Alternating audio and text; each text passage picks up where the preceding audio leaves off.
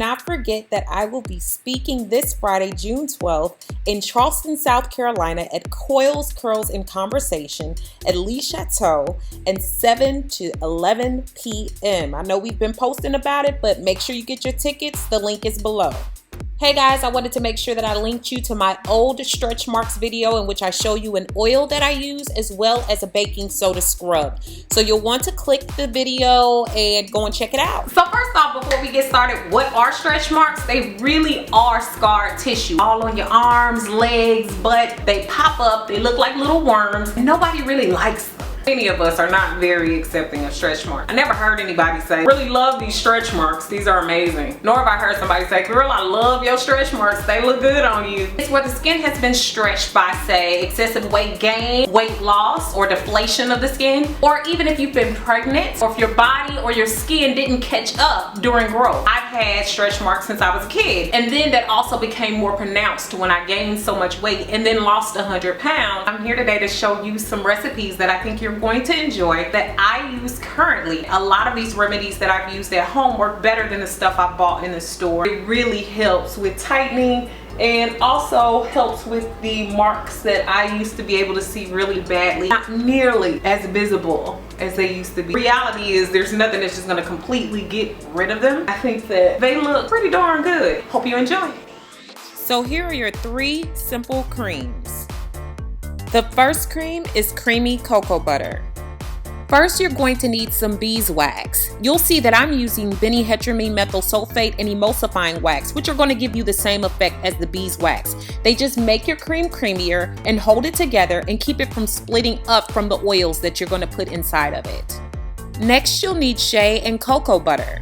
You'll need apricot oil, wheat germ oil, and avocado oil. You'll need any scented oil that you prefer. You'll need vitamin A and E and also some sterile needles.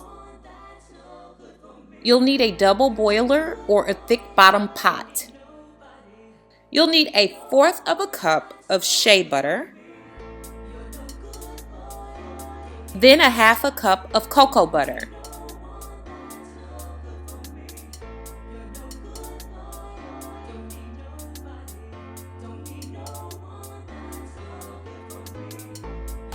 A tablespoon of wheat germ oil, a tablespoon of apricot oil,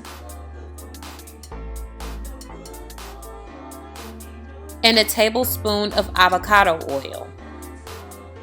Taking your sterile needle, you're going to use 6 to 8 vitamin E capsules and about 4 vitamin A capsules and empty their contents into your mixture. If you just have vitamin E oil, that's fine as well.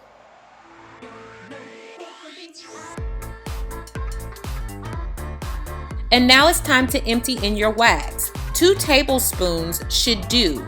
I'm using 2 tablespoons of the emulsifying wax and then a few flakes of the benihydramine methyl sulfate. But remember, beeswax is just fine. You're gonna let this simmer in your double boiler. Make sure that you stir it really, really well until it's all melted. Pour it right into your container that you've designated and then let it sit and cool just a little while. I'm going to add about 2 droppers full of oatmeal milk and honey fragrance oil and also a little bit of the lemongrass oil, as I love the way they smell. I also add just a little bit of lavender and tea tree oil. But remember, this is going to be your choice. Mix that up and put that baby in the refrigerator and then you'll have your cream. The next mixture is the coconut oil and butter mixture. Starting with my coconut oil, I use just a little bit less than 1/4 cup of coconut oil. I then add in just a little bit of the shea butter, about 1/4 cup should do, and then about 1/4 cup of cocoa butter as well. And then about 1.5 tablespoons of your wax, emulsifying or beeswax is fine. I also follow it with just a few flakes of just my benihydramine methyl sulfate, but remember, beeswax will do. I do about 1 tablespoon of avocado oil, and I open up 6 to 8 vitamin E capsules, only vitamin E for this mixture. You mix that up again, and in this mixture I find it better to pull out my mixer and kind of mix it up really well because it comes out a little bit thicker. I put in a few drops of lavender oil and any kind of scent of my choice, which is lemongrass and oatmeal milk and honey. About 2 droppers full will really help you with this one. Mix it up again and pour it into your container. Let it cool just a little while and put it in the refrigerator. The last one was my XYLØ olive oil gel.